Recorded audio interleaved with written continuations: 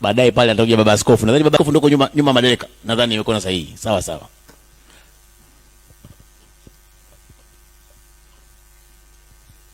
Ndugu Osman Masud Osman, mwenyekiti wa taifa wa ACT Wazalendo, viongozi wote wa kamati kuu ya ACT Wazalendo, wageni waalikwa, mabibi na mabwana, habari za mchana. Kwanza nashukuru kwa mwaliko, na pia napenda kuwapongeza chama cha ACT Wazalendo kwa kuchukua uongozi mbali na kuwa ni chama cha siasa, lakini uongozi wa kijamii kwenye jambo hili ambalo limelikumba taifa letu. Nchi yetu ipo kwenye msiba, na kwa mara ya mwisho tangu mwaka 1907 mwaka 2025 nchi imeshuhudia mamia ya Watanzania wakiuliwa bila sababu za msingi na bila uwajibikaji wowote mpaka sasa hivi. Nimefuatilia kwa makini hotuba ya mwenyekiti Osman, lakini napenda nianze na swala la uchaguzi. Kwa nini tumefika hapa?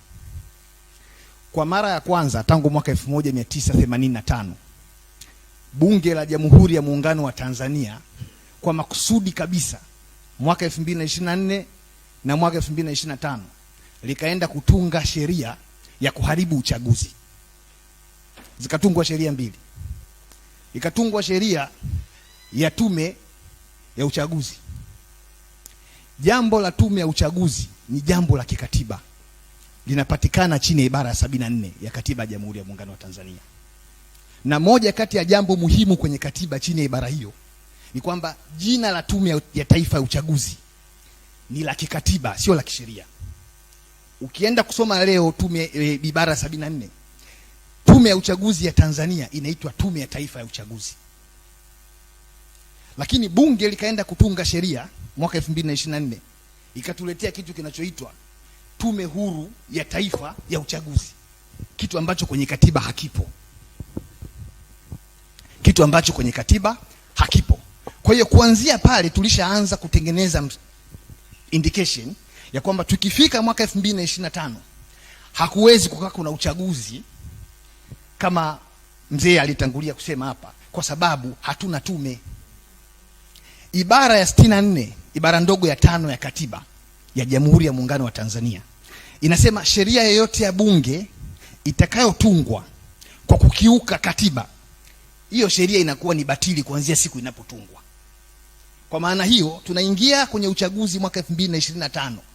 Hatuna chombo mahususi cha kikatiba ambacho kingeweza kutuhakikishia sio tu kuwa na uchaguzi, lakini uchaguzi huru, wa haki na unaoaminika. Tumeingia kwenye uchaguzi ambao hausimamiwi na chombo chochote kilichopewa mamlaka kikatiba kufanya hivyo. Ndio maana hayo yakatokea.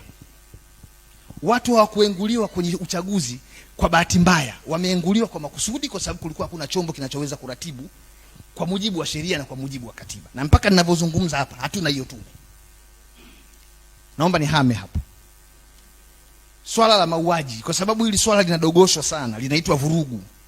Kwenye sheria Profesa Shivya anajua kwamba inapotokea makosa mengine madogo madogo yakachanganyika na kosa kubwa la mauaji, basi yale makosa madogo yote yanafutika, linabaki kosa moja la mauaji, kwa sababu adhabu yake ni kubwa kuliko makosa mengine. Tunapo address jambo hili la tarehe 29 Oktoba na siku chache zilizofuata baada ya hapo, hatupaswi kuzungumza kwamba kuna vurugu zilitokea.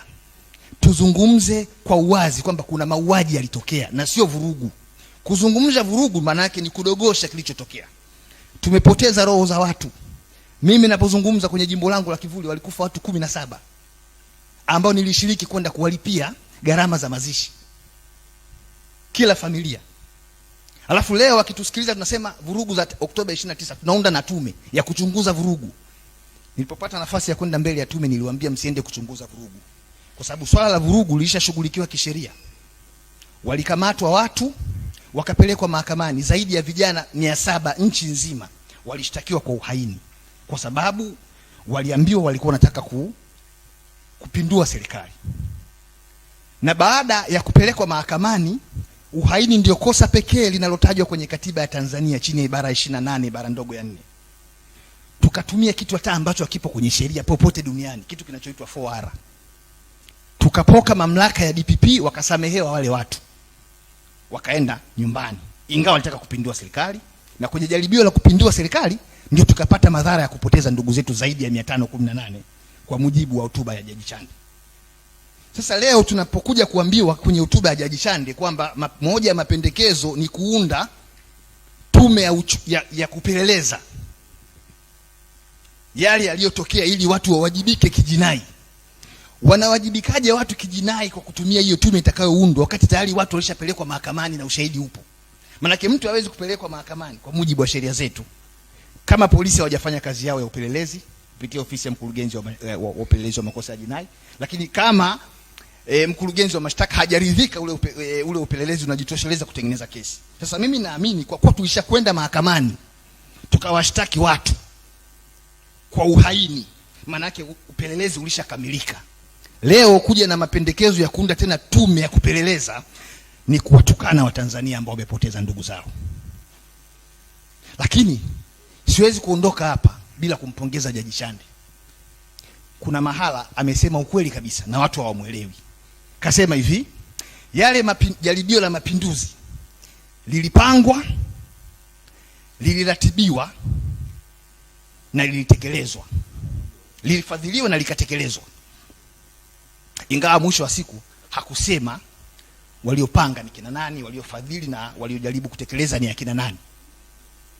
Sasa ukitaka kujua waliofanya vile ni nani, rudi kwenye matukio ya mwaka mmoja kabla ya uchaguzi na siku chache kabla ya uchaguzi. Jeshi la Ulinzi la Wananchi wa Tanzania liliambiwa lijiandae sijui kufanya nini wakati nchi ilikuwa ingii kwenye vita. Tukio la uchaguzi ni tukio la kijamii linalowapa watu haki yao kuchagua viongozi, sio vita ambayo inahitaji jeshi lijiandae, lakini jeshi likajiandaa. Pamoja na kujiandaa, jeshi lilishindwa kujua watu walikuwa wanafanya mafunzo ya kupindua serikali mita 10 kutoka kwenye kituo cha polisi. Jeshi lilishindwa. Utamlaumu rais kwa kosa gani? Kaambia wajiandae. Yaani rais tena ndo akachukua bunduki aende akasake wale watu? Haiwezekani. Kawaambia jiandaeni, wamejiandaa, lakini mwisho wa siku tunakuja kuona yaliyotokea. Lakini wameambiwa, rais amewaambia hakutakuwa kuna maandamano. Maandamano pekee yatakayotokea siku hiyo ya tarehe 29 Oktoba ni maandamano ya kwenda kupiga kura. Rais katuhakikishia usalama kabisa. Lakini tumeona watu wanauliwa. Na tunaambiwa nguvu iliyotumika ilikuwa ni nguvu stahiki kabisa. Ndio maana nikasema haya mambo haya tunahitaji sana neema ya Mungu, sababu vinginevyo tunaweza tukatoka hapa tumechanganyikiwa kabisa ukiunganisha sequence of events na kauli zilizokuwa zikitolewa hapo kabla. Mwisho, yani Tanzania ndio nchi kituko pekee duniani, Tanzania, kuwa na uchaguzi katikati ya mauaji afu tuambie ulikuwa huru na haki. Tena uchaguzi ambao umefanyika sio katika muda uliopangwa, kwa sababu muda uliopangwa kufanya uchaguzi kwa maana ya zoezi la kupiga kura, kuhesabu kura, kuhakiki na kutangaza matokeo ni kuanzia asubuhi kupiga kura mpaka saa 10 jioni mwisho kupiga kura. Lakini mauaji yameanza kutokea saa 5 na wenyewe wanajivuna kwamba kama ni vurugu zilitokea wakati watu wameshapiga kura, maana yake siku ile watu waliamka mapema sana saa 12 wakaenda kupiga kura saa 5 wakawa wameshamaliza. Sasa unawezaje kama unakiri kuna mauaji ya watu zaidi ya 500 nchi nzima, alafu katikati ya tukio hilo kubwa linalo draw attention ya dunia nzima kwa sasa ukasema huo uchaguzi ni huru? Lazima utakuwa umechanganyikiwa kidogo akili, au wewe ni mwenda wazimu kabisa. Haiwezekani, sababu watu wakishakufa huo ni msiba. Akitokea mmoja wetu tu hapa akafa, shughuli yote hii inasimama kwa sababu ni msiba. Sasa tuna msiba wa watu zaidi ya 500, alafu bado tunajinasibu kwamba tumeweza kupiga kura vizuri, tumehesabu, tumetangaza matokeo na tukapata matokeo 98% katikati ya misiba. Haiwezekani. Kwa mimi nasema tu kwa kumalizia, ndugu moderator, moja kati ya mapendekezo ambayo mimi nadhani yanaweza yakawa mjadala, tupate turejee kwenye hotuba ya Mwalimu Nyerere. Alisema hivi, ili nchi iweze kupata maendeleo inahitaji vigezo 4. Inahitaji watu, ardhi, siasa safi na uongozi bora. Nchi yetu chini ya ibara ya 3, ibara ndogo ya kwanza, mwaka 92 iliamua kwa hiari kuingia kwenye mfumo wa vyama vingi vya kisiasa. Lakini kwenye ground kinachofanyika sio siasa za vyama vingi. vya kisiasa, ni siasa za vyama vingi vya kijeshi.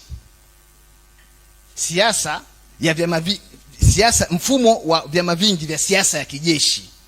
Kwa sababu kabla ya mwaka 1992 majeshi yote, na tafsiri ya majeshi imetolewa chini ya ibara ya 147 ibara ndogo ya 4 ya katiba. Majeshi ni yale yote ambayo yana watu wanaoruhusiwa kubeba silaha, ndio tafsiri ya majeshi. Majeshi yote tunayoyaona yalikuwa ni mkoa wa kichama wa Chama cha Mapinduzi. Na ndiyo maana unaona chama pekee cha siasa hapa Tanzania ambacho viongozi wake ni wanajeshi ni CCM. CCM imewahi kuwa na katibu mkuu ambaye ni mkurugenzi wa usalama wa taifa, Marehemu Lawrence Mtazama Gama. Imewahi kuwa na katibu mkuu ni luteni wa jeshi. Imewahi kuwa na mwenyekiti mwanajeshi, Rais Kikwete. Imewahi kuwa na katibu Kanali Kinana. Sasa tumebadilisha tu jina, lakini mindset za watu wetu wa vyombo vya ulinzi na usalama bado ni za CCM. Na ndio maana unaona kwenye uchaguzi uliopita wao ndio walikuwa wanaamua nani agombee, nani atangazwe. Baada ya kusema hayo, moderator, nakushukuru sana. Asante. Nashukuru sana. Umesahau tulikuwa na rais kanali na katibu mkuu wa chama, katibu ruteni. Askofu